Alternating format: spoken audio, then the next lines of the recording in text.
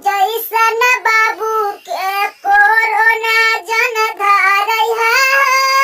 सोना जैसन बाबू के कोरोना मत धरैया, किया गल से चूमैया चाची बगल से चूमैया, अगल से चूमैया चाची बगल से चूमैया, सोना जैसन बाबू के कोरोना मत धरैया, सोना जैसन बाबू के कोरोना मत धरैया,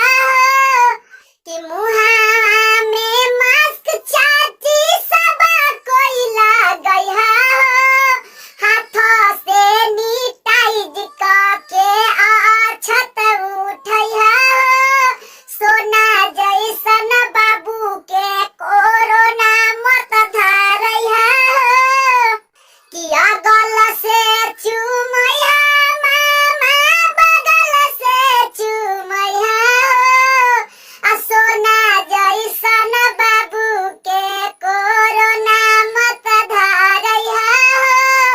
सोना जैसन बाबू के कोरोना मत धरैया,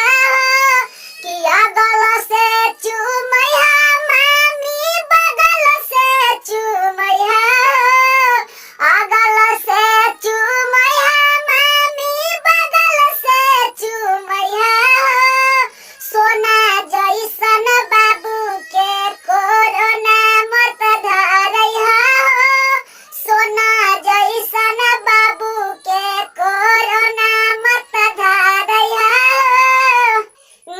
कि चुम चुम चुमैया भाभी दहिया मत ठेकाइया जी, चुम चुम चुमैया चाची दहिया मत ठेकाइया जी, चलल हो वायरस कोरोना